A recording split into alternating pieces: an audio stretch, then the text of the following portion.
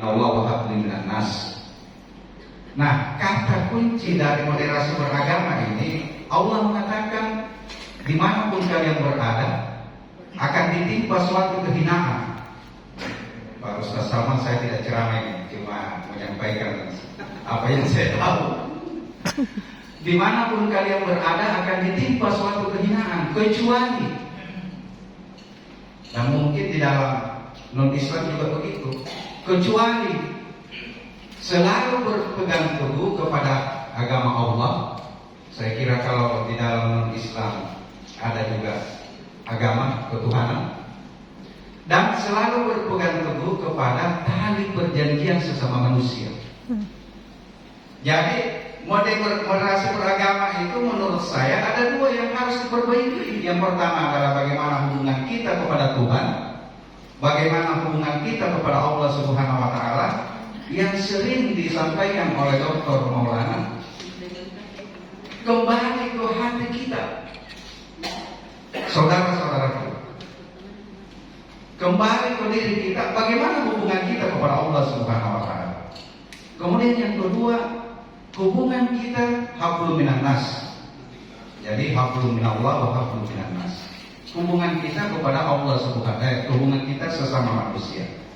Kalau hubungan kita terhadap sesama manusia sudah baik, sudah bagus, antar umat beragama, maka moderasi beragama tidak ada masalah. Kalau orang Islam ini yang dijadikan suatu pegangan dalam kehidupannya, karena akan terhina, Pak.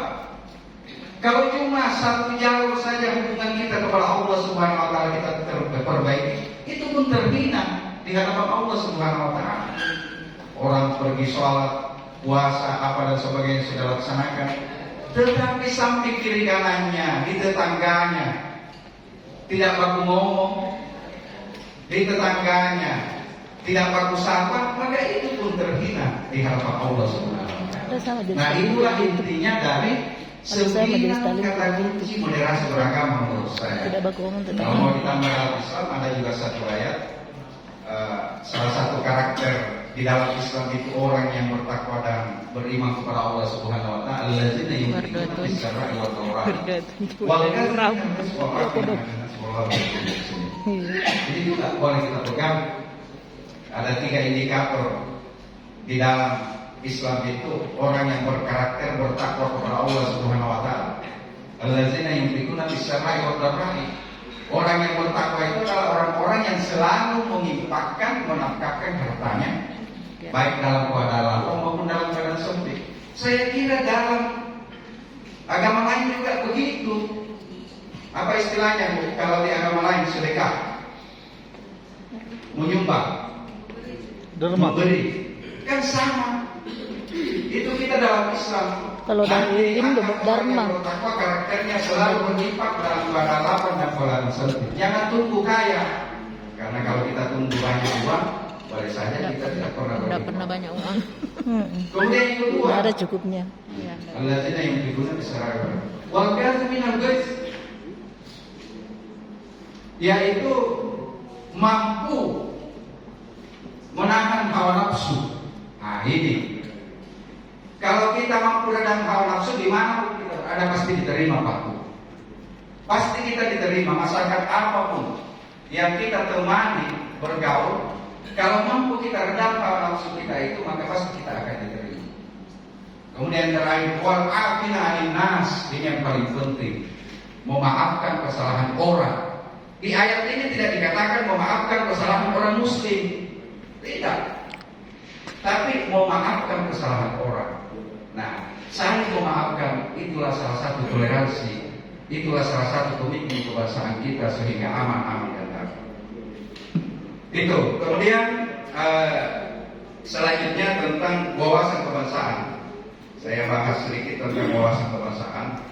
Jadi awal sudah direview kemarin oleh pemateri kita, narasumber kita, bahwa yang pertama itu adalah tugas kita sebagai ASN adalah pelaksana kebijakan publik.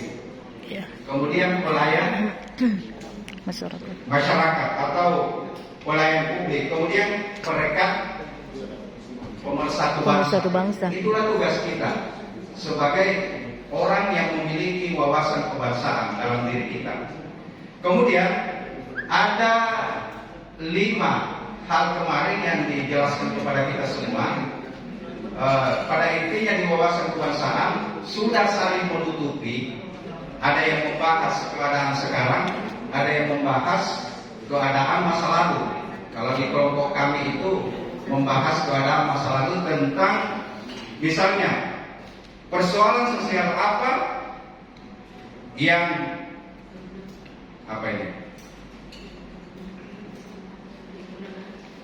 kemarin persoalan sosial apa yang mengharuskan Kemenak Nah, Kementerian Agama ada.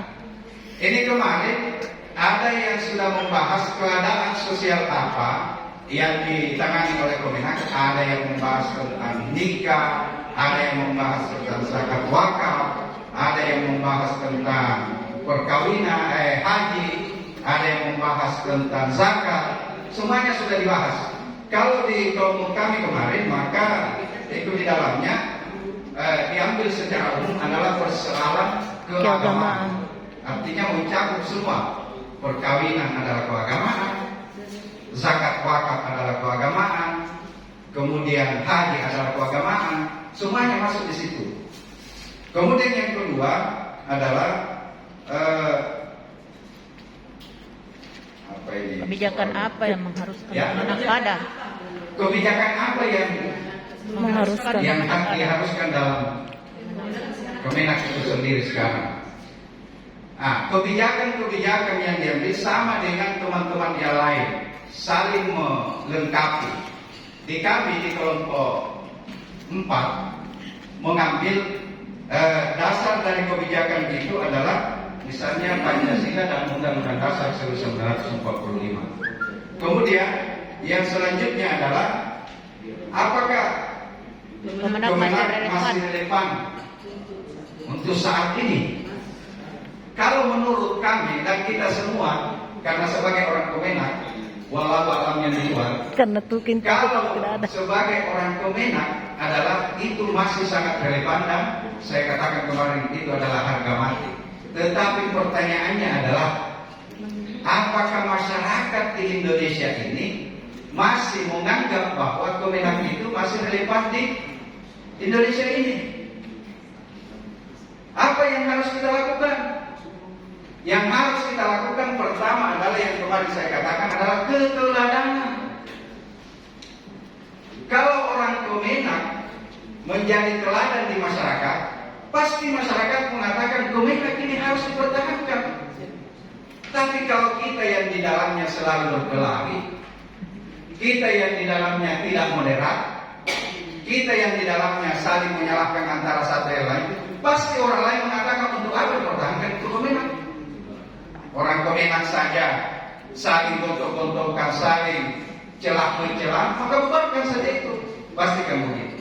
Jadi intinya, kalau mau dipertahankan Kemenak ini, dimulai dulu dari kita semua. Tidak binafsik. Memperlihatkan contoh teladan di depan masyarakat. Minimal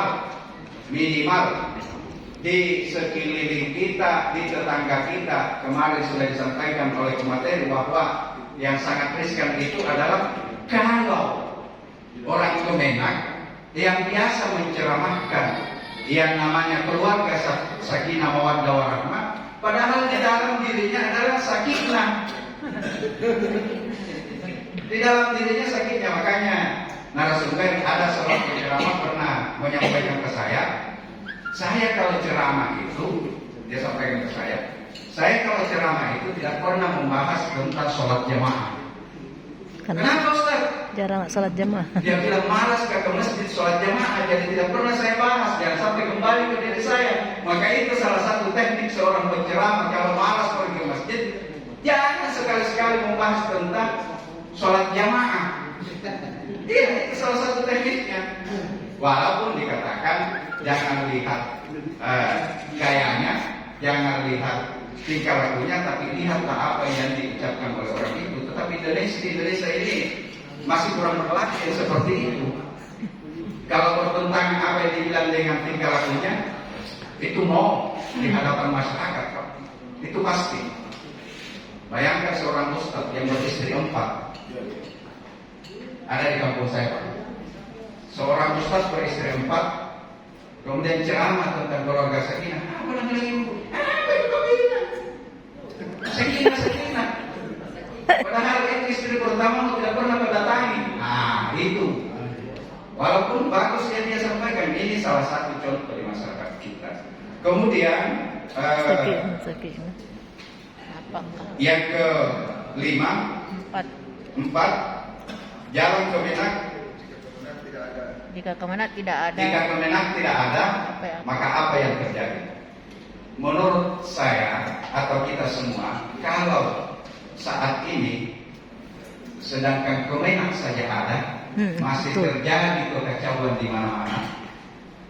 Ini fakta yang terjadi, masih terjadi kekacauan di mana-mana, baik itu masalah pelecehan seksual.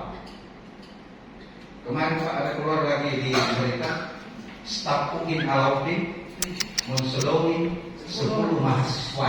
Astagfirullah. UIN. Bayangkan ini masih ada kemenak. Apalagi kalau tidak ada lagi kemenak di dalamnya. Maka kemenak ini kalau saya masih sangat dibutuhkan untuk menghindari hal-hal konflik-konflik yang terjadi di masyarakat ini. Kemudian terakhir,